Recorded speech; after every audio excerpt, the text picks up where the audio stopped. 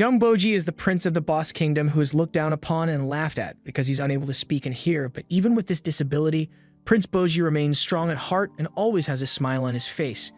Even though he was born to giant parents, he ironically remains the smallest to walk the kingdom of Boss, which is the major reason for him being the laughingstock of the entire kingdom.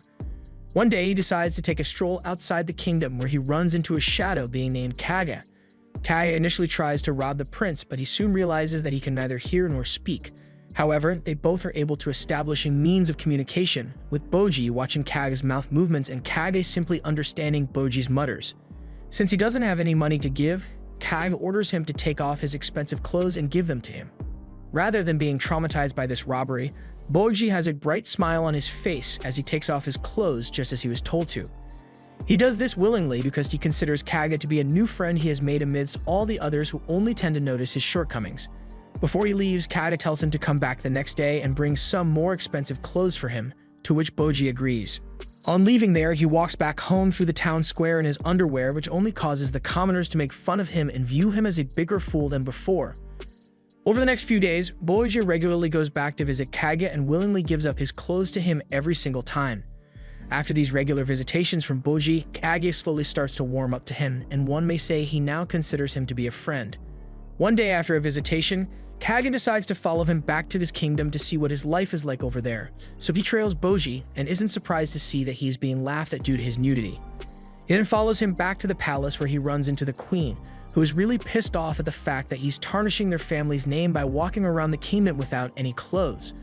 Boji is the first prince, which means that he's going to become king someday, but his mother thinks otherwise and says that his junior brother Daida is more fit to be the king because he doesn't have any disabilities and also doesn't act foolishly.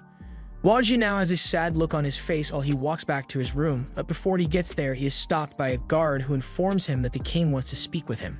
So before he goes to see the king, Boji goes to his room to put some clothes on. Kage continues to follow him and sees him break down into tears because of all the insults and jests being thrown at him. Kage sits in the corner to witness this and starts to feel sorry for him because he knows this is partially his fault. After Boji leaves, Kage attempts to follow him but is immediately stopped by Daida's sword tutor named Bebin. Bebin recognizes Kage to be a member of the Shadow Clan, which used to be a clan known to be made of assassins. He assumes that Kage is here to assassinate a member of the royal family, so he tries to kill him. Kage tries his best to explain that he's not here to kill anyone, but Bebin doesn't believe him, so he throws a dagger at him as a distraction and manages to escape for now. Meanwhile, as Boji goes to visit his father, he expresses his disappointment in Boji's stagnant progress in his training preparations to become a king. As his father continues to talk, he suddenly begins to cough up blood because of a fatal illness he had contracted a while ago. This illness makes the king believe that his death is near, which is why he's so eager to make Boji a fit king as soon as possible. After this has been said, he instructs the kingdom's best swordsmanship tutor named Domas to do his very best to teach Boji how to become a proper swordsman. Later that afternoon, Boji is seen practicing his swordsmanship with Domas, but due to his lack of energy and proper form, the tutor doesn't think he'll ever be good enough. Just then, the second prince, Daida, walks in with his sword and tells Domas that he wants to spar with him. Although Daida is rumored to have defeated the top captain in a sparring match, Domas still thinks Daida is getting a little ahead of himself. Shortly after, the match begins and Domas is very impressed by the raw explosive energy that Daida possesses in combat. He believes that he has the swordsmanship of a true king, so from that moment onwards he looks forward to training him. Although Daida proves to be a worthy opponent, Domas is still able to defeat him by striking his sword away. Daida then falls to the ground and feels frustrated because of his loss. Meanwhile, Boji watches this entire battle and doesn't want to be left out, so he challenges Daida to a duel to show him who's boss. A few minutes later, the news of the two brothers has spread all over the castle, so everyone, including Kage, goes over to watch who will emerge victorious. Everyone who spectates believes that Daida is going to win without even breaking a sweat, all except for a blonde guard who knows his true potential. In the next few moments, the match has begun, so Daida wastes no time to start launching attacks at him, but to everyone's surprise, Boji is easily able to dodge his attack swiftly and strikes him at the top of his head, but the attack is too weak to deal any damage, so it just ends up unraveling one of Daida's hairs. Kage, who initially thought Boji was going to get his butt kicked, watches the battle and is excited to see that Boji is doing pretty well. The story pauses here and we are taken to the past, around the time when Kage's family was wiped out. One day, the kingdom decided to launch an attack on the entire Shadow Clan to put them out of existence. Using their spears, they can kill all of them with the remainder of Kage and his mother. Since they are the only ones left, the two of them manage to escape to an empty field with Kage's mother, dragging him by the arm the entire time. Up to a certain point, his mother can tell that the knights are eventually going to catch up to them, so she sends Kage away on his own, allowing him to make it out of there safe. Shortly after, the knights arrive just as she predicted and end up killing her. Meanwhile, Kage is still running away at top speed, while he has some tears in his eyes because he has been separated from his mother. After this, the soldiers reach Kage, but he is saved by a father and his daughter who hides him in her stuffed animal while the knights arrive.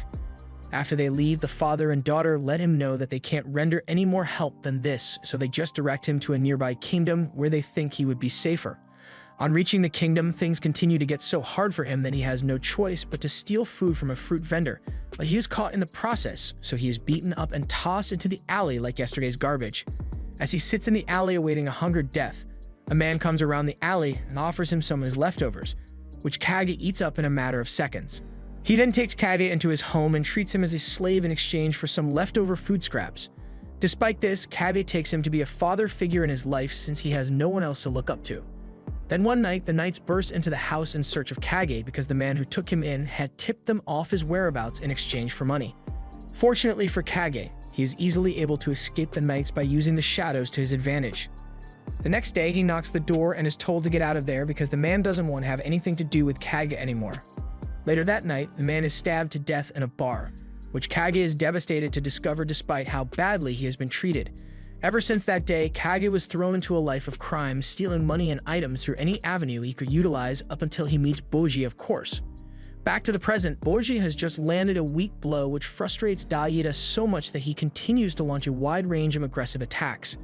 Boji is easily able to dodge every single one, and then follows each dodge up with a weak blow because he isn't strong enough to swing the sword with that much power. Although he is swiftly dodging the attacks, Domas still considers this fighting style to be somewhat cowardly, so he uses sign language to tell him to stop dodging and fight by exchanging blows. Boji has no choice but to follow these instructions, so since he can't dodge, Daida beats him half to death by striking him repeatedly with his sword. Kage watches this from a distance, and the smile he formerly had on his face fades almost instantly. After it's done, Daida is declared the official winner by Domas, and then he exits the arena. About an hour later, Boji has been bandaged up and is lying in bed with wounds all over his body. Domas sits by the bed and acknowledges that he indeed was very talented when it comes to dodging, but even with that, Domas feels that the next person to rule the kingdom would also need to be able to strike his opponent head-on, which Boji isn't capable of doing. After this is said, Domas leaves the room with an inkling of guilt on his shoulder. Boji is now left alone, and after a little while, he starts to get very frustrated with himself. Despite his medical condition, he gets off the bed and falls to the floor while crawling toward a sword in an attempt to pick it up, but he fails to do so because of how bad his condition is.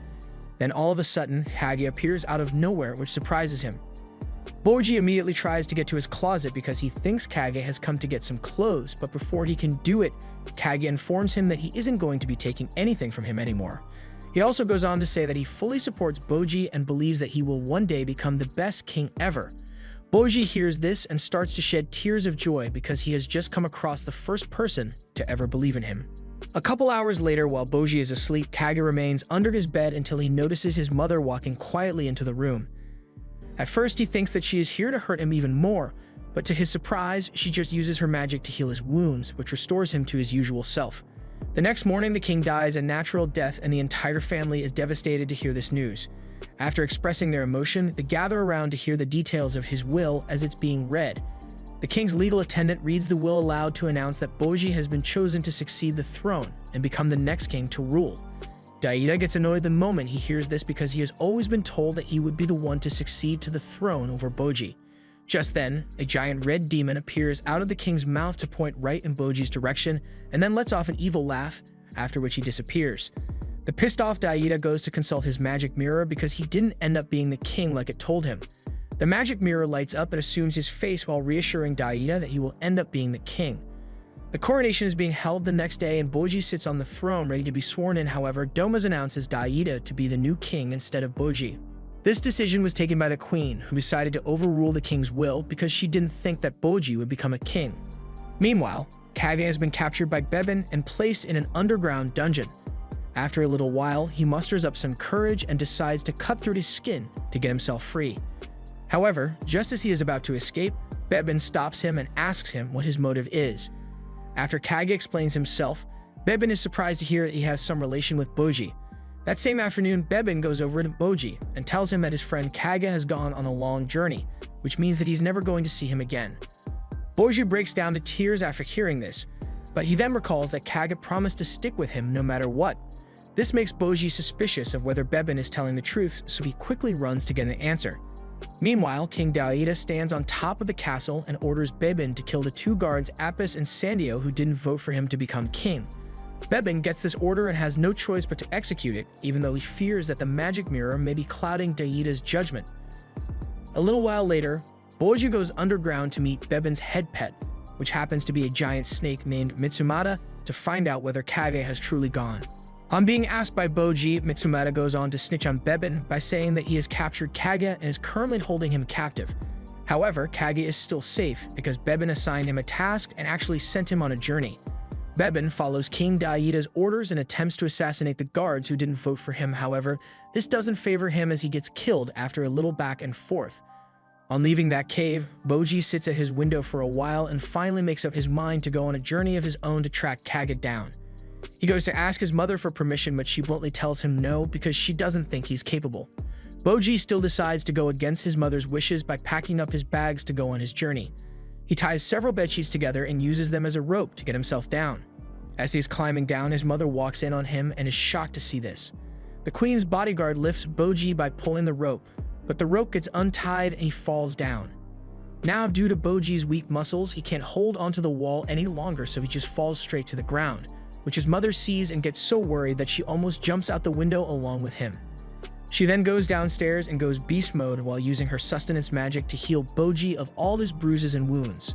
After Boji wakes up, she attempts to slap him but isn't able to because she has gone unconscious. Later that night, she wakes up and spends the rest of the night awake thinking about Boji's journey. The next morning, she goes to his room and permits him to go on this journey, but only in the company of the swordsmen Domas and Hokuro, a soldier who understands sign language. That night, King Daida is having a conversation with his magic mirror, who tells him that Prince Boji is a dangerous force who might someday be used to cause chaos within the kingdom, and it's his duty as king to prevent such mayhem from occurring in the future. Because of this, he has issued an order to assassinate his brother Boji as soon as he is spotted. That aside, the judge from the ranking of kings arrives that same night.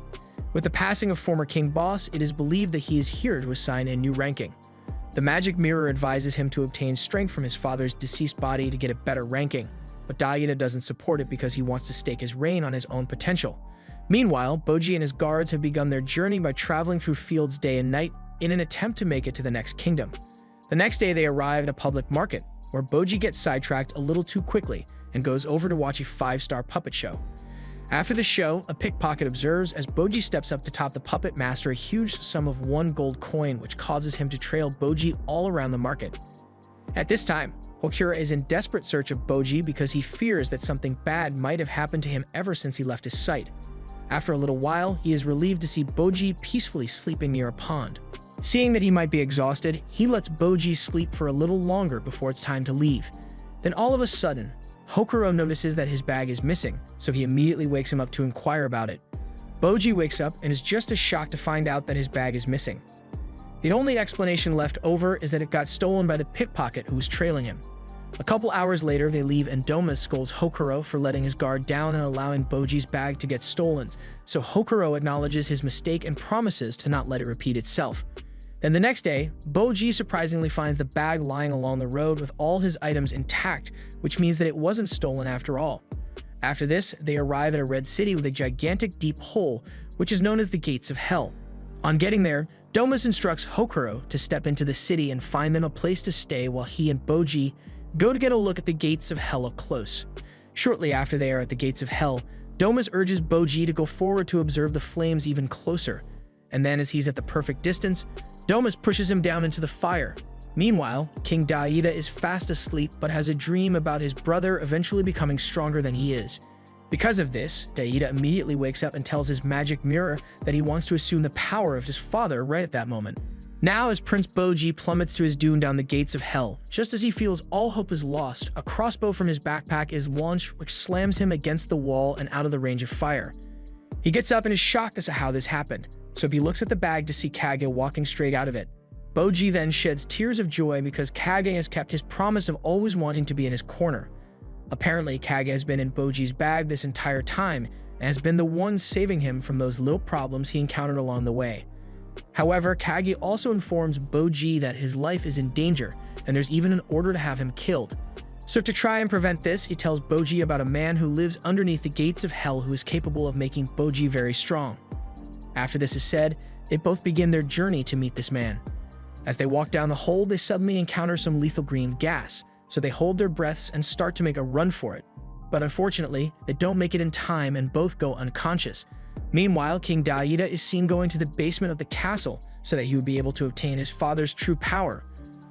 On his way there, he is introduced to King Boss's two loyal servants, who would be helping with the preparations for the ritual. The large French door is now open for Daida to see his father's corpse frozen in a block of ice for the sake of preservation.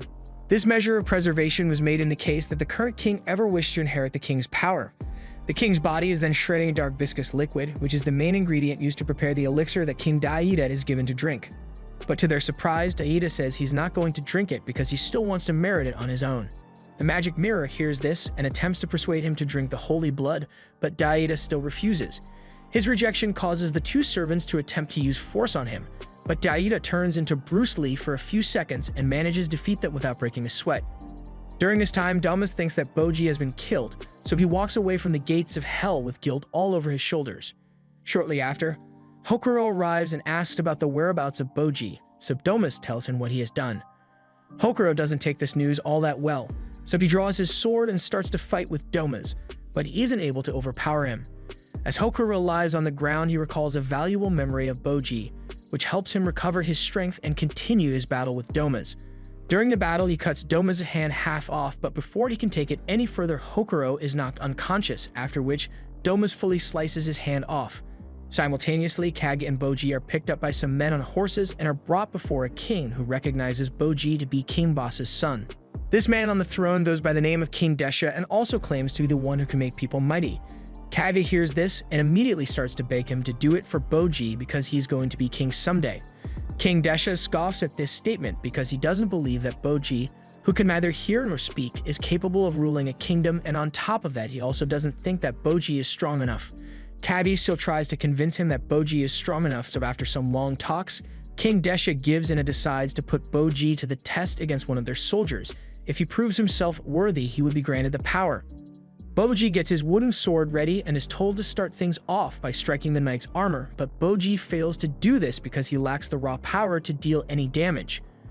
Just as King Desha is about to give up on them, Kage mentions that Boji is good at dodging, so he should use that to evaluate him instead. As expected, Boji is easily able to dodge all the knight's attacks, which shocks both the king and the knights. At the same time, Kage is really happy about this, so he cheers him on while he continues to dodge. After this is done, the king still says that he can't help him simply because he doesn't think of dodging alone to be a valid fighting style, and also because Boji lacks the fundamental attacking ability of fence. Kage tries his best to beg the king, but he still declines, but right before they leave, Kage brings out a recommendation letter that was issued to Boji a while ago. King Desha reads this letter for a few seconds, and then rips it to pieces while asking the guards to throw them out of there. Right before they leave, one of the guards draws their attention to say that the man they were looking for isn't King Desha, but rather his younger brother named Despa, who is known to have the ability to make people powerful. After the knight says this, he hands Kage the recommendation letter that was torn up because he feels that it might come in handy. Amidst all this, Kage is confused as to why the guard is going out of his way to tell them all this, so he tells them that he's doing it because he wants to see how Prince Boji grows and also because he feels pity for them. Now at the castle, Apis walks into the basement where the ritual is being held and takes a cold stare at King Daida, who is very shocked to see him. Daida recalls that he sent Bebin to kill him before, so the fact that Apis is still alive could only mean that Bebin has been killed. Apis dashes toward Daida with murderous intent, and right before he can kill Daida, he hears a familiar voice that orders him to stop coming from the magic mirror. The woman in the mirror happens to be a lady named Miranjo, who is someone that Apis was introduced to by King Boss a long time ago and has sworn his allegiance to. Apis kneels before her and explains that he has attempted to kill King Daida because it was the will of King Boss to make Boji the king. Miranjo tells him to forget about that and now focus on making Daida the king instead, after which she fills him in on the details of her plan. Now as Empis is bent over, Daiida tries to kill him, but Miranjo begs him not to because he is now on their side, so after hearing this, Daiida drops the weapon. Then all of a sudden, Apis swiftly gets up and punches Daiida right in the stomach, which causes him to go unconscious. Now while he is unconscious, they take him back to the ritual room to mop up the holy blood back into the chalice and give it to him to drink. Apis's facial expression indicates that he isn't on board with this idea, but he has no choice but to follow through with it. In the interim, Kage and Boji are finally able to locate Despa's house. He knocks on the door and it is opened by Despa himself, who is a blonde man with very nice eyelashes. Despa goes down on one knee and reads the recommendation letter to discover that Boji is actually King Boss's son. Also, the fact that Bebin has given him a recommendation letter could only mean that he has considerable talent. But before Despa even considers taking Boji in for training, he stretches his palm out and demands some sort of payment, which Kage is already prepared for since Bebin already gave him some money to pay him. Despa takes a look at the money in the bag and says that it's not enough, so Kage has to offer his life savings to make it up, which is just some treasure he stole while he was at the castle. After the payment has been made, Despa takes them into his house and gives them a warm welcome, while telling them to sit down so he would be able to give a judgment on Boji. Despa is capable of seeing things that a regular person can't, so he holds his hands and uses his ability to judge that Boji has no physical strength at all, which leads him to the conclusion that no matter how hard Boji is to train, he would never be able to get stronger. This statement breaks his heart, so he gets up and walks towards the door because he is ready to give up. Right before he reaches the door, Despa appears in front of him and says that he still wishes to train him because he can sense that he has some untapped potential. So with that, their training is expected to start tomorrow. The following morning, Boji is subjected to train by doing simple house chores in an attempt to build his strength. Then one day after Despa tastes a meal that Boji has prepared, it is revealed that Boji is the child of a giant, which he finds to be quite strange because giants are usually very large and very strong too, which is pure opposite of what Boji is. Apparently, the stomachs of giants are frightfully sturdy and most poisons have no effect on them, which means that Boji is not allowed to cook any food for them or else they may get poisoned. At this point, Despa feels that Boji is ready, so he takes him to the weapon arsenal to select the weapon that will be perfect for him. Despa vows to teach him all the related skills and techniques to make him an invincible opponent. After that day, Boji takes his chores, studies, and training very seriously, up until the point that Despa gets impressed because he has started to do them on his own without anyone having to tell him. Then one day while Kage is sweeping the porch, he hears a loud noise coming from the training room, so he runs over there to find out what has happened. He knocks on the door, and once it is opened, Kage is surprised to see Boji standing in front of a giant boulder that has been split in two. At this point in the story, it is revealed that before Boss became a king, Lady Miranjo introduced him to a demon who granted him great power in exchange for the shortening of his life. Another condition given was that this power would only be unlocked at the moment he gives birth to a child. Having received these instructions, the boss calls the strongest woman in the world and asks her to bear his child. So a couple months later, while Boss is on the brink of death in a war, he suddenly gets a strong burst of strength, which indicates that his child has just been born. With this newfound strength, he is easily able to subdue his enemies with his weapon. After this is done, he goes over to see Boji, his newborn baby who is very tiny, which is ironic because he is the child of two giants. Back in the present time, the ritual that was performed on Daiida has caused Boss to come back to life and take over his body. As Boss now sits on his throne, he goes on to ask Miranjo, who is currently the strongest person in the world. He is surprised that it isn't him, but rather Boji.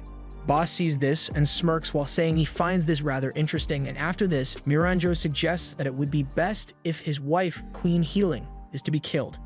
Meanwhile, Hokuro has returned to the castle because at this point he thinks that Boji is dead, so he has come to break the news to Queen Healing. The night before getting there, Damas had warned him not to do this because the queen would most likely kill him for letting this happen. But Hokuro just proved stubborn and said that he must report back to the royal family. Just as Damas has predicted, the queen hears this and decides to have Hokuro executed. So the next morning, Hokuro was tied up and gathered by a large set of guards who were ready to execute him. But despite having warned him about this the previous night, Damas has still come there to save him, so he puts his hood up and dashes into action. He can use his weapon to attack the knights and provide a chance to grab Hokuro, but his plan of escape is cut short as King Boss appears right in front of him. Damas can tell that this isn't Daiida anymore because there is something unusual in his aura. They both start to battle, but Boss is easily able to overpower him, after which he takes the mask off and Damas's identity is revealed. Boss then informs them all that Boji isn't dead, but rather is undergoing intense training in the underworld. However, King Boss makes the decision not to have Domus executed, so he goes closer to him and assigns him a task as he whispers into his ear. Since it's now common knowledge that Boji is training in the underworld, Boss has given Domus the instruction to destroy it. Since Domus has lost his hand, he has asked Hokuro to accompany him and also states that he will teach him the art of swordsmanship, so they both will be put to an advantage. Now in the underworld, Kage is busy sweeping the front lawn, but just then, Despa comes out of training with Boji to announce that Boji has fully mastered the Despa arts. Concurrently, King Boss reveals to Queen Healing that he has overtaken Daida's body without knowledge of what has happened to him. At first, she doesn't believe it, but once Boss can prove it to her, she faints because she finds it to be unbelievable. Later that night, Queen Healing is seen having a bad dream about her son Daida. At the same time, King Boss has arranged for 3 lion monsters to kill Healing, so they start to approach her bedroom at midnight to finish the job. Healing's bodyguard named Dorshe watches over her in her sleep. He senses that danger is approaching, so he goes into the hallway to see the 3 lion monsters who are here to assassinate her. Before leaving, he instructs the maid to not let Healing leave that room under any circumstances because he knows that this battle is about to get very rough. Shortly after, the battle begins and Dorshe can fully hold his ground against lions, which gives a little sense of just how strong he truly is. At a certain point, the lions manage to land a successful blow by scratching him, but fortunately for Dorshe, this doesn't seem to take any effect because he has a suit of armor already prepared under him. In the final stages, Dorshe decides to get serious, so he goes Super Saiyan and starts to deal damage much more intense than before. However, his adrenaline rush is cut short when he gets stabbed by the lions, which causes him to bleed out massive amounts of blood, but despite that, he is still able to use his last bit of strength to land the finishing blows on the monsters. A couple of hours later, he wakes up in bed with the queen acting as his caretaker. Once she sees that Dorshe has woken up, she thanks him deeply for protecting her last night, after which she lets him know that she is going to attack King Boss directly because she believes that this was an assassination order placed by him. Meanwhile, the real Daida finds himself in a dark, empty abyss that seems to have no end. As he continues to walk for hours, he begins to wonder whether he is going to be stuck in this darkness forever. The next morning, Queen Healing goes right before the king to confront him on what has led him to possess Daida's body. King Boss doesn't answer this question directly and just lets her know that it's a matter of utmost importance. Healing isn't satisfied by that answer, so she starts to yell at King Boss at the top of her lungs. During this time, Daida can hear it and recognizes it to be his mother's voice, so he starts to call out her name in an attempt to draw her attention. Surprisingly, Queen Healing can hear his cries and traces them to come from King Boss's chest, so she draws her dagger and attempts to cut him out because she thinks that would be the solution. However, Dorshe stops her just in time and knocks her unconscious because he knows that stabbing him also affects Daida's body, so if she had stabbed him, he would have been gone forever. After this, King Boss orders Dorshe to get the queen out of the country because he knows that her life is in danger. Back in the underworld house, Despa has announced that Boji has completed his training and has fully mastered the arts. As Kage remains surprised to hear this, he notices that he now has a wide sword attached to his waist. However, Boji unveils the sword and Kage is disappointed to see that it's a very thin and puny sword. Despa urges Kage not to doubt him and also reassures him that Boji is now a master of the arts even with that tiny sword. About an hour later, the 3 of them go to the local bar, get a couple of drinks to celebrate Boji's milestone. Then as they sit to enjoy their drinks, 3 reptilian goons come out of nowhere to their table and start to throw insults at Boji and Despa. At a certain point, Despa can't bear the insults anymore, so he gets up and launches an attack on one of them, but after that, he gets beat up badly because he isn't as strong as he advertised. Boji steps into the fight and knocks the opponent over with his powerless punches, which surprises Kage. Despa then hands him his sword, which he uses to make the opponent unconscious with a single strike. After this is done, Kage is confused as to how Boji has done all this, so he sticks a pin in his palm to explain. Surprisingly, the pin in his hand doesn't cause any pain because it hasn't hit a pain receptor, which is the same method Boji can use to knock out his opponents. During the battle, Boji uses his needle-like sword to directly stimulate the nerves while avoiding damaging any vital organs. So put simply, Boji can completely defeat his opponent without dealing any permanent damage. However, he is capable of taking the life of his opponent at any time. As they walk back home, Despa sneaks away from them both and goes over to meet the same reptilian goons who had come to attack them. Apparently, Despa had hired them just so that he would be able to see Boji in a real fight. After they receive payment from Despa, the guy who faced Boji remarks that he could sense Boji's aura, which was so strong that he knew he was going to lose at the moment he picked the sword up. Then as they both continue their journey home, Kage starts to wonder who had trained Boji to get fast enough to dodge so easily and quickly. Boji hears this and starts to explain that while he was younger, Bebin's giant serpent secretly trained him every single day to improve his speed by throwing rocks at him. So with this newly acquired skill learned from Despa, they both think it's about time they return to the kingdom. Daiida remains in the darkness and starts to understand that this is how Boji has been living his life this entire time. Back when he was little, they used to play together. But as he got bigger, he was one day told by his mother that Boji was a weakling who couldn't do anything for himself, so he was given the responsibility of becoming stronger so he could be able to protect him. A couple of years later, he was gifted with a magic mirror, which initially offered him sound advice and gave him lots of praise, which eventually clouded his judgment, and just like that, he started to look down on his brother Boji. As Daiida remains in the abyss, he spots a child sitting at the other end, so he rushes over there and sees that she is crying. He tries his best to comfort her while saying he will do his best to get them both out of there. Just then, a group of eyeless people appear behind Daiida and start to throw insults at the little girl and claim that she is the one who has killed them all. The little girl gets so traumatized by this that she starts to run away, but after she runs for a few seconds, she falls to the ground, which causes her mask to fall off. Daiida takes a look at her face and is frightened because all the skin on it has been peeled off. He then looks down and sees her hands have also been chopped off.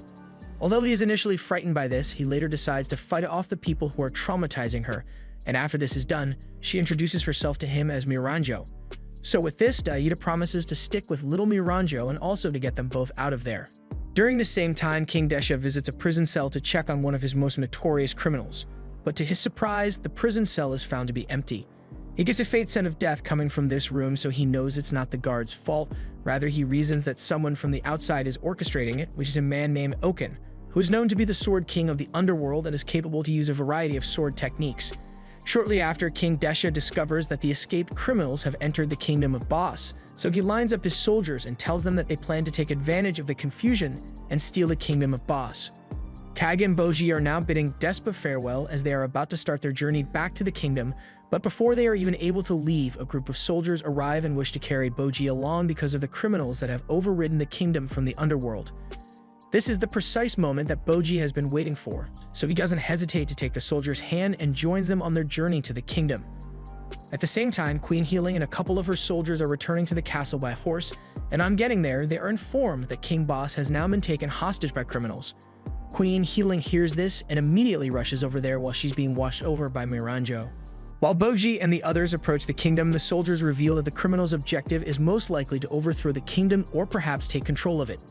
This statement from the soldiers reminds Kage of some important information that he has yet to tell Boji. According to the captain, there is someone who has brought those criminals from the underworld into the kingdom, and during a flashback, Miranjo is revealed to be that person. On that day, after she frees them from their cells, the criminals are curious as to what the purpose of it is, but Miranjo just tells them that they are free to do whatever they desire, be it attacking the town or taking over the entire kingdom. With this being said, they are still confused because they don't understand what she stands to gain by doing all of this. These criminals individually go by the names Zaku, Gigan, Kimbo, Oken, Black, and Red. Then, as they were peacefully escorted out, Black and Red come out of nowhere and instantly kill the two escorts. Apis readies his weapon, and right before they both start to battle, Zaku comes in the middle and begs his comrades not to fight against Miranjo's side because they may just end up being stuck in the Mystic Hall forever. His comrades see the logic to this, so they decide to put their weapons down and follow Apis so they can be led to the kingdom. Shortly after, they arrive at the kingdom and have tied King Boss up with ropes while Miranjo observes this from a distance, after which Boss is thrown on the floor and then ordered to be thrown into the dungeon. Before leaving, Kimbo takes his crown and goes over to sit on the throne because he wants to become the new king. Oken doesn't support Kimbo being the new king, so he walks over to him in an attempt to take him out. Zaku sees this and doesn't think he'll be able to win against Kimbo. However, he feels that if Oken can weaken him a bit, he will be able to finish him off. To everyone's surprise, Oken stands before Kimbo and starts to tremble in fear, and after that, he turns his back and walks away, which makes everyone from that moment on to see him as a weakling. Following this, Miranjo orders them all to follow her to the castle gate, so after the rest are gone, Oken turns back to Kimbo and dashes towards him. Before they both can collide, Oken uses his magic to freeze Kimbo in place while he stabs him to death several times. Zaku observes this feat and realizes that Oken has just been hiding his true capabilities from the others all along. As Kimbo lies dead on the floor, he allows Zaku to pick up the crown and assume the role of king. Then a little while after, Kimbo's dead body is thrown into the forest. At the castle front, Dorche and some other knights see Apis holding a mirror, so they naturally start to assume that he is the one behind everything. But just then, Miranjo speaks up and tells them that she is rather the one responsible. Dorche hears her voice and remains in disbelief because he vividly remembers her dying in the last war she fought in. That aside, Dorche goes on to ask her why she's doing all of this, so Lady Miranjo makes it clear that she wants to bring this entire kingdom to ruin. Now that Miranjo's wishes have been made clear, she sends an entire army of lion monsters to kill Dorche and the others. However, they are easily able to defeat the first round of monsters, which makes him think that this is going to be a walk in the park. But a female knight named Anne calls him out and explains that they sent those monsters simply to measure the reach of their weapons. Then in the next few seconds, about 5 of these lion beasts pounce on Dorche at once, causing him to be caught underneath the awl, but he is instantly able to free himself thanks to the metal implants he got in his back and heels. Lady Miranjo is quite impressed by this, but she still believes that no matter how hard they fight, they still won't be able to escape death. She sends the criminals Black and Red to join the battle, who ask her to call off the lion beasts because they believe they can take them all on their own. So with this being said, she calls them off and then orders them to go after Queen Healing instead, but Dorche is still able to handle both the criminals and the lions. With the situation getting worse, Dorche blows a hand whistle, which signals the horse to get the queen out of there, but before she can escape, she is stopped by Oaken, the demon. On getting there, he immediately uses his sword to cut her hand, but this isn't an issue for her since she can heal it with magic. Anne arrives just in time and uses her kunai to pierce Oaken in the eyes and mouth.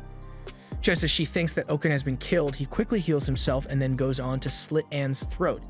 This causes healing to snap, so she uses her holy light blinding technique to scare Oaken off, after which she heals Anne's throat with some magic. Although Oaken has been chased away, things aren't looking too good for them because Dorche has been hit with a fatal blow by Giga and the rest of the soldiers are unconscious. To make matters worse, another group of lion beasts has surrounded the queen, but right before they can eat her, a spear is thrown out of nowhere, which kills the first group. This help unexpectedly comes from Apis because he can't just stand to let the queen die, so after this he gives her a signal to get the hell out of there. Apis then calls Dorche's name out, which can wake him up and also give him an adrenaline rush that he uses to bruise and batter the remainder of the lion beasts with his bare hands. At the same time, Oaken has now made his way to the civilian area, which ends up throwing the entire place into chaos with citizens running for their dear lives. At this point in the story, it is revealed that Lady Miranjo was the one who begged King Boss to have another child because she believed that it would help him prolong his lifetime. At the time, King Boss wasn't on board with this idea because he knew that a giant woman could give a birth only to one child. Miranjo herself is aware of this, which is why she has already arranged for Healing to be the new queen. So as time went on, King Boss's second child came about to be Daida. Back in the civilian area, the area's soldiers try their best to thwart Oaken, but their efforts prove to be in vain because they all end up getting wiped out. Fortunately for them, Boji and the others arrive at the scene shortly after, which gives the soldiers some hope of Oaken being stopped. However, before the battle begins, the captain recalls that Prince Despa had told him not to battle Oaken until he gets there because he is no match for him. After this, Despa also informs him that Oaken is Boji's natural enemy, so he is instructed not to allow Boji face off against him under any circumstances. At this point, Despa is nowhere to be found, so the captain realizes that he has to take matters into his own hands and face off against Oaken even if he doesn't have that much hope and success. So to get Boji out of the way, he tells him and Kage to go to the palace and do their best to save the queen. During this time, Dorche gets his left leg bitten off while he's trying to protect the queen. However, it also seems to give him an adrenaline boost which helps him fight the lion monsters for a little longer. It doesn't take too long before the monsters can overwhelm him, so as he senses that the end is near, he urges the queen to get out of there to ensure her safety. Just then, Bebin's giant snake emerges from the ground and launches an attack on the lions, which frees him from their grip.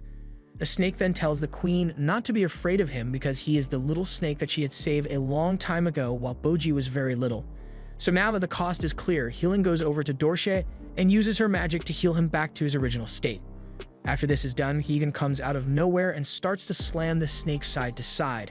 And just as he is about to finish the job, he suddenly goes unconscious before Boji and Kage come out behind him. Once he is reunited with his mother, he immediately drags her to the snake and urges her to heal him. However, she's already used all his magic potions, so she doesn't have the strength to heal. Kage has already arranged for it, so he brings out a potion bottle, which Healing drinks so she can fully heal the snake. Just then, Hegan wakes up from his coma and attempts to smash Boji down with his hammer, but surprisingly, Boji can destroy it just by touching it with his sword, and after that, he makes the monster go unconscious by giving it another touch. Kage then ties the monster up and draws Boji's attention to Bebin's snake, who has now been fully healed. Then all of a sudden, Queen Healing acknowledges Kage's presence and asks him who is he and what is he doing here, to which he replies saying that he is Boji's friend. The queen hears this and doesn't believe him, mainly because he senses an evil aura from him. But despite that, she still urges him to pledge his loyalty to Boji in the sense that he would risk his life to protect him. Kage finds this absurd, so he calls her a dumbass and tells her that he's not doing that. Bebin's snake then explains that Kage has been the one who has protected and led Boji down the right path this entire time. The queen now understands this, so she goes down on one knee while apologizing to him for the misunderstanding. Kage turns around and sees that Boji is sad about the lions who have been injured, so before he knows it, his mother comes over to heal him. The lions are now healed and don't seem to be hostile anymore, but rather choose to remain loyal to Boji. The same goes for Gigan, who bows before him after acknowledging his power. After this, the queen urges Boji to act and behave with a royal aura so he would be able to properly demand the respect that he deserves. Back at the civilian area, Oken is just about rounding out with the soldiers until he gets struck with some holy lightning, which causes him to get knocked out. This lightning appears to have been orchestrated by Prince Despa, who is seen to be hiding in the alleyway. Following this, Boji decides to go back to the underworld so that he can return the lion beasts to their home, and also so that he can stop Domus from destroying the underworld as a direct order given to him by King Boss. On reaching the gates of the underworld, Domus is blocked by the entire order of the underworld army. Surprisingly, they ignore Domus entirely and walk past him because they are ordered to get to the kingdom first and then await further instructions. With Hokuro hiding in the shadows with a crossbow, Domus steps up in front of them, indicating that he wants to try and defeat them all. It's very obvious that he has been outnumbered, so he moves up to an elevated surface, so they would only be able to attack him 3 at a time. The first 3 step up and Domus is easily able to defeat them, which makes the commander understand that he is quite powerful. After this, the strongest member of the squad, known as Tsubukade, steps up and is very confident that he can defeat Domus single-handedly. Domus is quite impressed at how Tsubukade is swinging his giant sword around so easily, and that alone makes him realize that he is going to be way tougher than the others. Shockingly, Domus easily parries his attack and lands a strong blow, causing Tsubukade to fall off the elevated surface. However, he gets up and recovers almost immediately. At this point, the commander is impressed with Domus' strength, so he decides to send in the entire army to attack him at once. As expected, Domus starts to struggle and doesn't find this task to be as easy. During this time, Hokuro observes this and starts to wonder whether he should offer some help, but Domus tells him to stay put. Fortunately, he is eventually able to defeat all the soldiers, causing Hokuro to give off a loud celebration that allows him to get caught with a knife put to his throat. Just then, King Desha arrives and mentions that he hopes to have a one-on-one battle with King Boss. Domus hears this and starts to wonder just how strong he must be to think that he can defeat King Boss. So to move things forward, Desha carries this huge weapon and uses it to strike Domus weakly, and follows it up with a hard kick to the groin, which makes Domus fall to his knees and start to cry. Just then, Yigan jumps down with Boji and Kage, which diverts Desha's attention from Domus. At that moment, Domus sees that Boji is still alive, and he immediately breaks down into tears because he knows that he has betrayed him. Boji, on the other hand, starts to throw a fit because he now has strong feelings of resentment and hatred toward Domus for betraying him, but Kage urges him to calm down. Desha gets quite bored of this, so he sends a lightning bolt at Gigan, causing him to go unconscious. After this, he goes on to let them all know that he plans to make Miranjo pay for all the evil she is doing. Now back at the civilization area, Oken has suddenly woken up and breaks free from his ropes, which leaves Despa in disbelief because he doesn't have anything left up his sleeve. To make things clearer, we flash back to find out about the king of the underworld known as Satun, who was one of the gods meant to go extinct. Because of this, he had immersed himself in researching immortality and had taken the lives of many of his people. As time went on, he discovered that there was a clue to immortality, being the fact that other giants often bore children to extend their life periods. So for Satun to do the same, he got himself a wife and ended up bearing 3 children. The oldest was named Desha, who inherited his father's superhuman powers. The second child was Despa, who didn't obtain any powers whatsoever, and finally, the third child was named Oken. In time, the evil god Satun was able to be defeated by his 3 sons, but then about when Oken turned 25 years old, the power of immortality arose within him. With that, it didn't take long before Oken turned evil, so Desha had no choice but to lock him up in the prison of the underworld. Then one day, while he is eating a rat, Miranjo appears in his room and breaks him out. Back to the present day, Oken has now gained consciousness, so he picks his sword up and doesn't attack Despa, but rather rushes back to the castle. Boji and Kage simultaneously arrive at the castle and see Apis lying unconscious on the floor. Since they don't know that he is helping Miranjo, they help him up and begin to inquire about his condition. Apis explains everything about King Boss coming back to life to them, after which he tells them both to leave the castle immediately because he doesn't think it is safe. But immediately after that, Apis senses Boji's new aura and can tell that he's gotten a lot stronger, so he advises him to go down whichever path he believes in.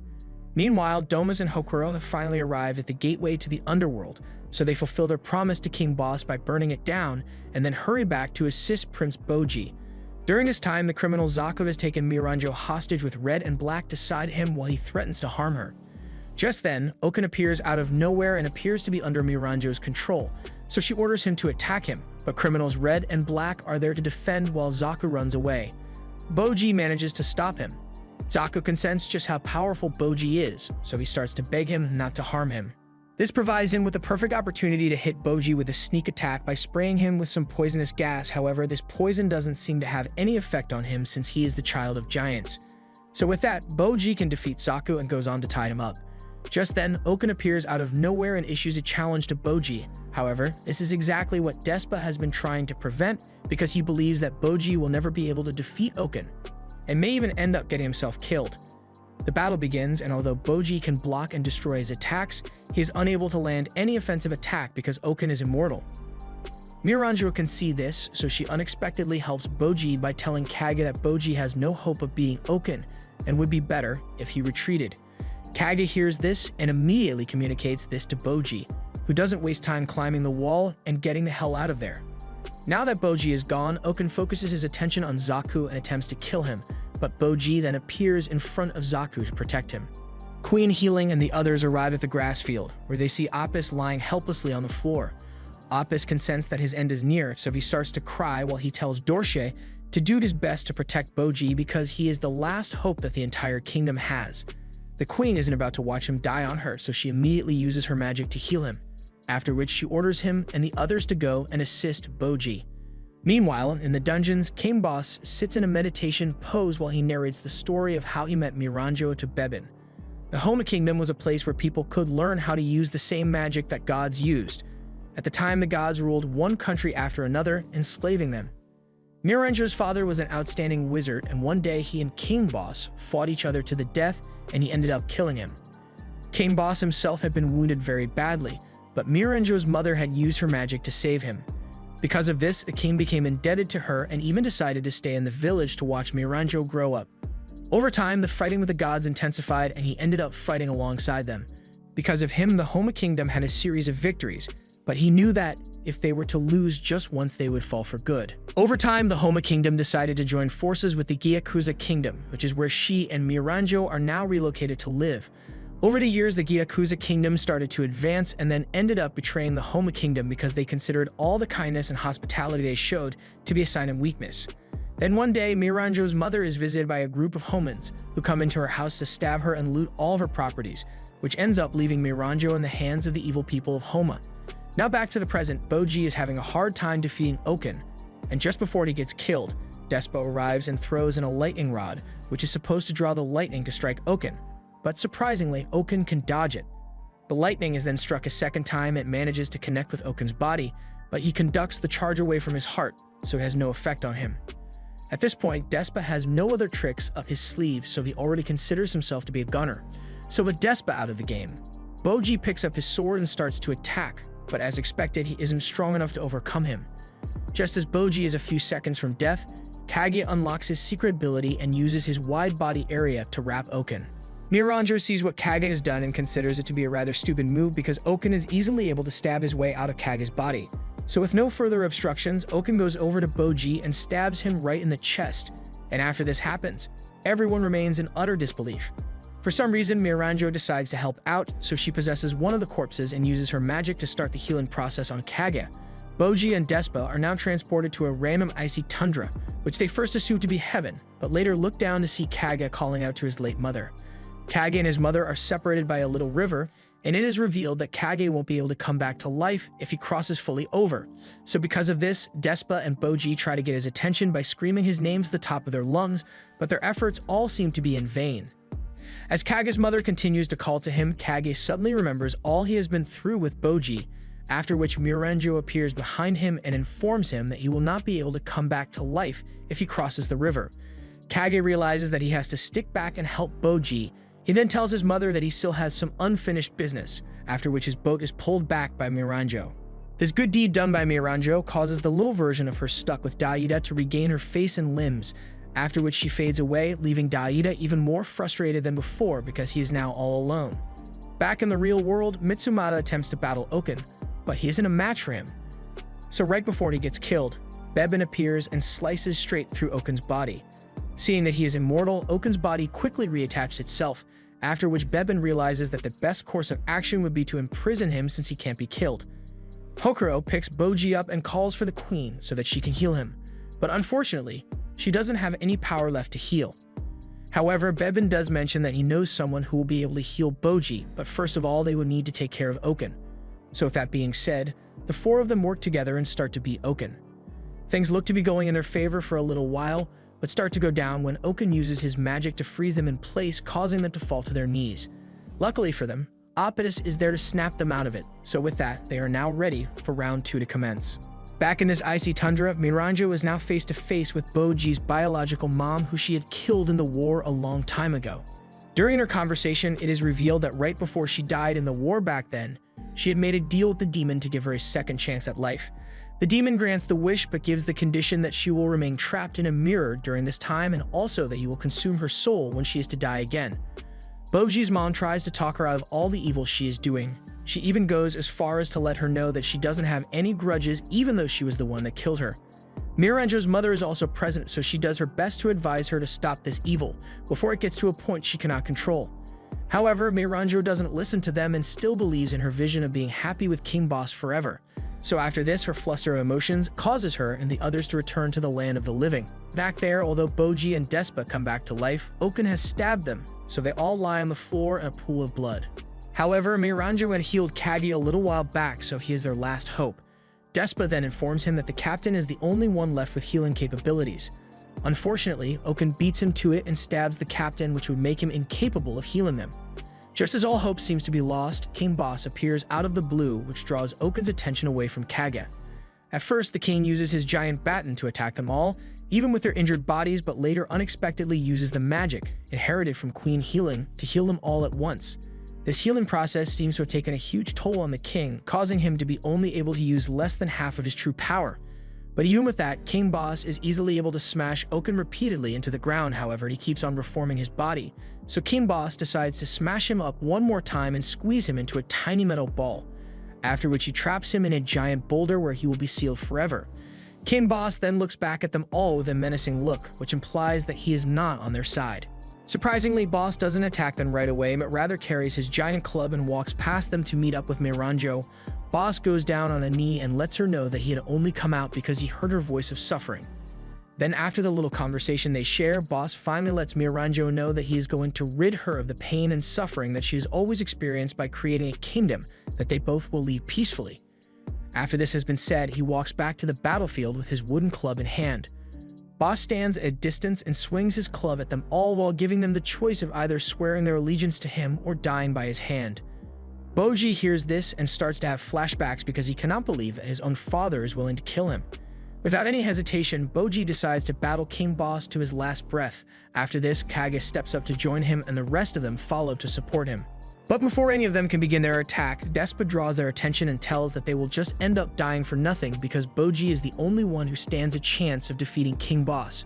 But even with this being said, Domas still feels guilty about betraying Boji, so he still picks up his sword and runs towards Boss with murderous intent. It's obvious to Despa that Domas will only get himself killed, so he signals Boji, who uses his swordsmanship to stun Domas, causing him to fall to the floor. Boji then walks past him and the battle between him and his father begins. Before his father lands his first strike, Boji starts to view Boss in the realm of the Absolute, where he has returned to his giant self and Boji remains with his little stature. Shockingly, he can dodge all of Boss's heavy attacks while gradually causing damage to the club itself. This goes on for a while until Boji defeats Boss by destroying his weapon. Everyone observes this and starts to tear up because they are so proud of how Boji has grown. So after this victory, Boji's swordsmanship is acknowledged to be the swordsmanship of a king. Before Boss dies, he uses the last bit of his strength to crawl over to Miranjo to try to kill her. But Boji arrives just in time and manages to stop him. However, even though Boji has just saved Miranjo's life, she still asks Boji to kill her and also reveals that killing her would return Dalida to his body safely. So on hearing this, Boji uses his sword to crack Miranjo's mirror, causing both her and King Boss's soul to start to fly off into heaven. Just then, the demon appears and is here to consume Miranjo's soul, as they both agreed upon. On seeing this demon, the captain tries to kill it, but he isn't able to reach it, so the demon goes on to consume Miranjo's soul, while King Boss floats up to heaven. Miranjo has now been devoured by the demon, so she finds herself in a red abandoned wasteland, where she sees a demon repeatedly chewing on their souls. This area where she finds herself is known to be the land of endless pain and suffering. Now before Dalida is freed from the dark abyss, Boss wishes to show him some of the memories he had with Miranjo. These memories being showcased reveal that King Boss's invincible strength didn't come naturally, but it was rather a wish granted to him by the demon, with the consequence that his next-born child would be an absolute weakling. Dalida sees this and now understands that this is why Boji was initially so tiny and weak. As Dalida continues to watch these memories, he also understands that Miranjo was constantly subjected to undeserved suffering her entire life. So because of this, Dalida makes a promise to his father that he's going to bring Miranjo back to life. Now back in the real world, the captain has been able to behead the demon, so Despa figures that he can now get the demon to grant his wish to remove the curse of immortality from Oken. But right before he can make this wish, Dalida wakes up and steals Despa's wish by asking the demon to bring Miranjo back to life. Once this wish is made, Miranjo is teleported out from that red wasteland and back into the land of the living. As expected, both Despa and the captain are upset that Dalida has stolen their wish because this was the only chance they had to save Oken. Meanwhile, being in the darkness, Dalida took a liking to Miranjo even though she was the one behind all of this, so he walks up to her while boldly saying that he wants her to be his wife. Since the wish has already been used, Despa walks over to Miranjo and tells her that she must pass on the details of why she committed these crimes to the next generation, so that this kind of thing never repeats itself. Despa fears how his brother may react to this, but when he communicates what's happened to Desha, he surprisingly just forgives them for it, and tells him to get some gold and silver as compensation. At the same time, while receiving the news, Desha is being awarded with the first place ranking of kings now that King Boss is dead. Back at the castle, Dalida humbly apologizes for placing them all in this situation because of his stupidity. Because of this blunder on his part, he doesn't feel that he is fit to be king anymore, so he decides to relinquish the throne to Boji. However, even though this is what Boji has always wanted, he hears this and starts to get nervous because he doesn't think he's ready to become a king. Kage can see that what's troubling Boji is just a simple case of low self-esteem, so he goes on to reassure him that he's going to be a great king. Dalida then kneels before Boji and assigns him the title of king, so after that, they all celebrate his new title by throwing him up into the air. After he is named king, Kage starts to feel that Boji won't need him anymore, so he decides to leave by his own choice. A couple of days go by with Boji ruling the kingdom, and he starts to notice that Kage is nowhere to be found. He starts to search for him and even alerts some of the guards to be on the lookout for him. But it's all to no avail. Kage had already left the kingdom in hopes of starting a new honest lifestyle, however, things don't seem to be looking up for him, especially since everyone in this new kingdom despises him because he is a member of the Shadow Clan. Then one day, Boji has been able to track down Kage in an empty grass field along the ends. Kage is surprised to see him because he expects him to be busy with other kingly duties, however, Boji goes on to inform Kage that he has relinquished the throne back to Dalida because he wants to build his own kingdom with Kage's help. So with that, Boji and Kage run off into the sunset as they begin their journey of creating their kingdom.